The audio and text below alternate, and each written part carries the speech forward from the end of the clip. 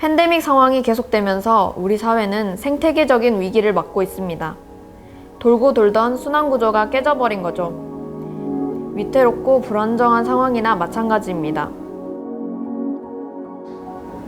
우리는 그래서 지금 건축가가 나서서 우리 사회와 생태계가 왜 이렇게 바뀌었는지, 그리고 회복을 위해서 어떤 탄력성을 주어야 할지를 제시해야 한다고 생각했습니다. 공간을 통해서 사람을 만나고 관계를 맺습니다. 유대감을 느끼고 공동체적인 의식도 함께 성장하죠. 공간은 사람을 만나는 장소고 기회를 제공하는 기반이 되었습니다. 많은 사람들이 학교에서 하던 일을 이제는 집이나 카페에서 할 수 있어졌어요.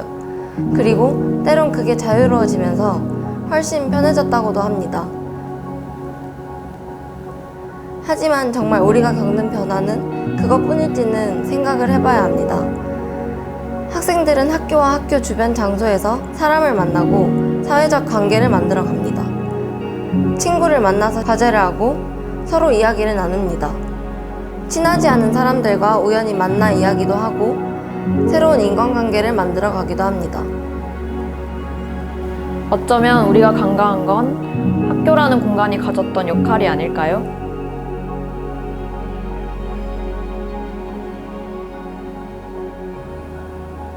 학교의 공간들은 방치되어 있습니다. 쓸 수 없게 막아둔 상태죠. 앞으로 이런 팬데믹 상황이 더 발생하지 않는다고는 아무도 단언할 수 없습니다. 아직 학교의 공간들은 많은 가능성을 가지고 있습니다. 우리가 사용하기에 따라서 이곳은 시대에 대응하는 새로운 탄력성을 가질 수도, 버려져 방치될 수도 있습니다. 학교의 공간이 가진 새로운 가능성을 발견하고 사회적인 현상을 이해하며 보완할 방법을 찾는 것, 그것이 이 프로젝트의 목표입니다. 학생들은 학교 내부의 장소에서 다양한 활동을 하면서 시간을 보냅니다. 밥을 먹거나 수업을 같이 듣거나 심지어 어떤 장소에서는 잠을 자기도 하죠. 그리고 그 장소에 들어오는 사람들이 얼마나 제한되느냐에 따라서 여기는 우리들만의 장소라고 생각하기도 합니다.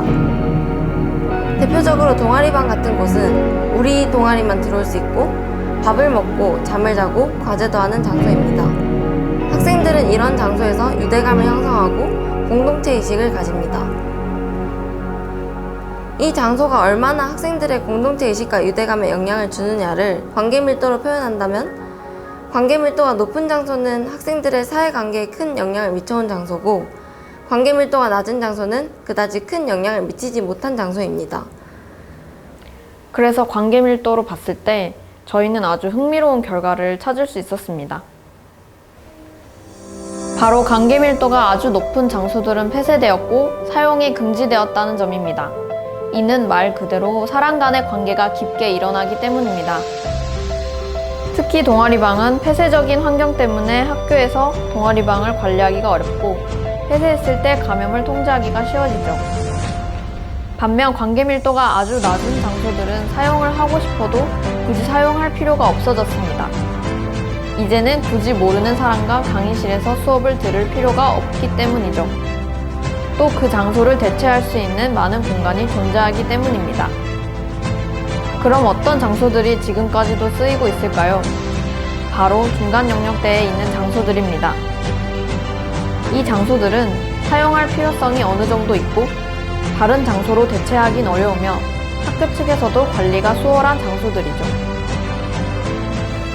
그래서 우리는 지금 사용되지 못하는 공간이 쓰이기 위해서 어떻게 바뀌어야 하는지, 그리고 학생과 학교 모두에게 도움이 될 수 있는 공간 사용 방식과 형태를 제안합니다.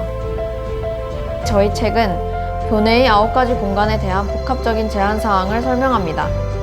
이 책은 정식 도서로 출판되어 각 온라인 서점에 유통되며 교내 도서관을 통해서 만나보실 수 있습니다. 다시 팬데믹이 찾아온다면 지금과는 다른 방법으로 대응할 수 있을까요? 우리는 이제 건축을 하는 학생으로서 질문을 던져보려고 합니다.